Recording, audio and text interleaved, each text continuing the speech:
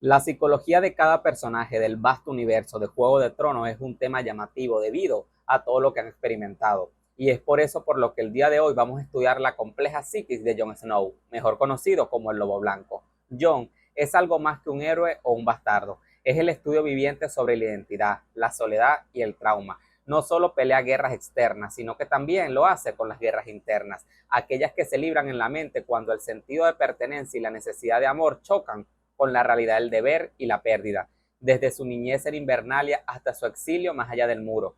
Jon atraviesa un recorrido emocional que puede leerse como una metáfora de la formación del yo en medio del dolor, la ausencia de una madre, la sombra de un apellido ilegítimo, la búsqueda constante de validación paterna y la exposición repetida al trauma lo moldean como un individuo profundamente introspectivo, dividido entre el deseo de ser amado y la convicción de que no lo merece.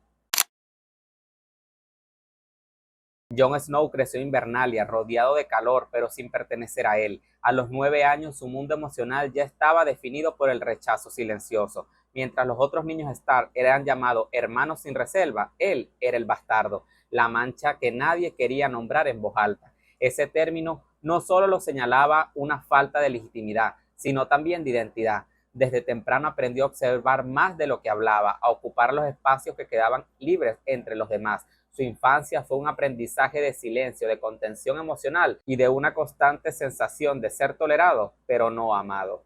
En esta etapa, Jon desarrolló un trastorno de ansiedad social leve, disfrazado bajo la prudencia y el autocontrol. La frialdad emocional de Eddard Stark, su figura paterna, le enseñó a reprimir la emoción como forma de virtud, pero la represión no destruye lo que se siente, solo lo transforma en un ruido interno constante. En Jon, ese ruido se manifestó como culpa sin causa aparente, una sensación de ser intrínsecamente incorrecto. Por eso, su empatía hacia los marginados, ya sea bastardos, huérfanos o salvajes, nace de un lugar real, la autoidentificación con la exclusión. La mente de Jon a esa edad ya mostraba signos de hipervigilancia emocional, siempre atento a los gestos de los demás, buscando señales de aceptación o rechazo. Esto forjó en él una personalidad introspectiva, observadora y excesivamente autoconsciente. En términos clínicos, su infancia dejó las raíces de una ansiedad existencial temprana. La pregunta no era "yo soy amado", sino "yo tengo el derecho a existir tal y como soy".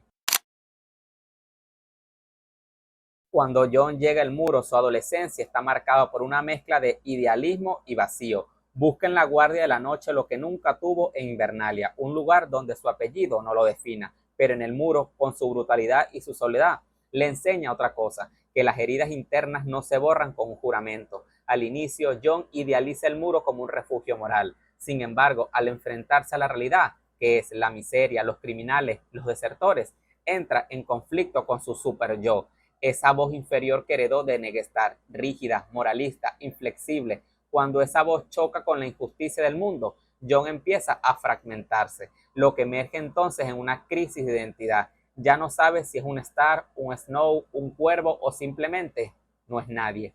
Durante esta etapa, Jon experimenta un cuadro claro de depresión moderada. Los síntomas se reflejan en su lenguaje corporal: retraimiento, dificultad para aceptar elogios, una tristeza constante camuflajeada con el deber, los sueños con Invernalia, los recuerdos de su padre y la falta de una madre generan en él una melancolía estructural, es decir, una tristeza que no busca un motivo, sino que se ha vuelto parte de sí mismo. El amor con Ygritte marca un punto crucial. Por primera vez, Jon experimenta la validación emocional genuina. Ella lo ve no como un bastardo, sino como un hombre. Sin embargo, ese mismo vínculo despierta en él el miedo a perderla. Y cuando ella muere, ese miedo se convierte en un trauma emocional consolidado.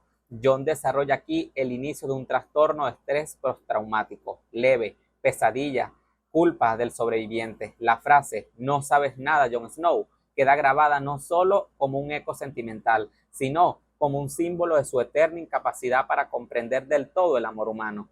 A nivel psicológico, esta etapa construye su identidad en torno al sacrificio. Jon internaliza la idea de que todo lo bueno se pierde, lo que deriva en una respuesta de evitación emocional. Se aferra al deber para no sentir nada. Su código moral se convierte en una armadura, pero también en su propia jaula. Ya como un adulto, Jon Snow es una figura de autoridad.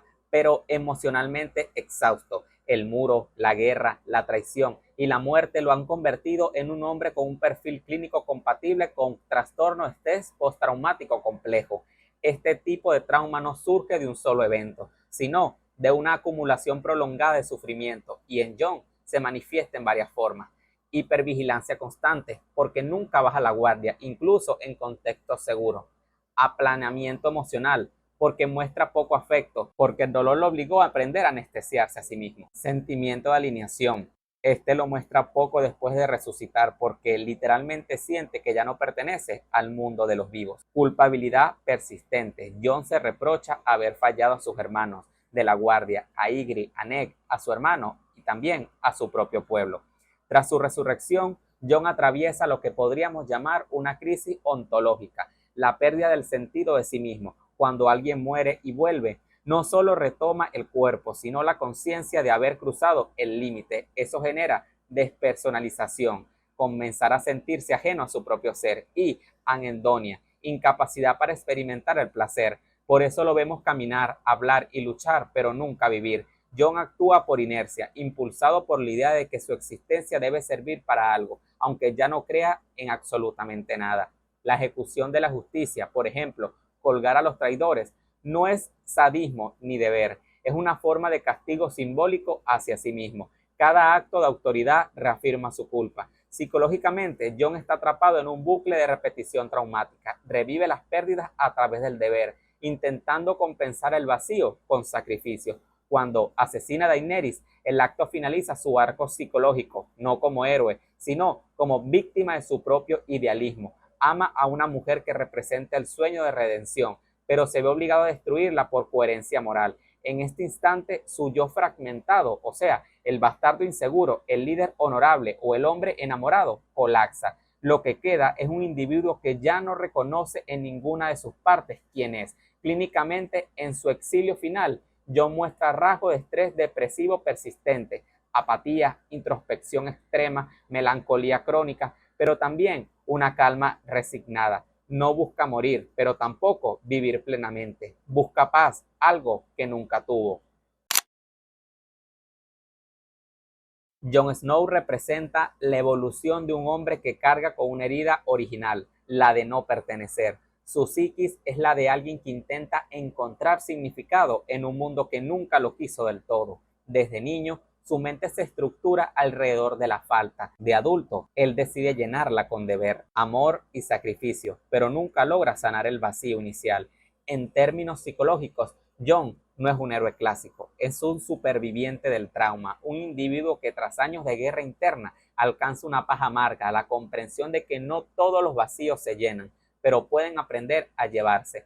En su mirada final, perdida entre la nieve del norte, no hay gloria ni hay tragedia, solo un hombre que por fin, pero por fin, ha dejado de luchar contra sí mismo. Y bueno, si les gustó mi contenido, por favor no olviden comentarlo, suscribirlo y por supuesto compartirlo con sus amigos, ya que eso me ayuda a crecer un montón. Sin más que agregar, me despido. Mi nombre es Mr. Davey y nos vemos en el siguiente video. Hasta la próxima.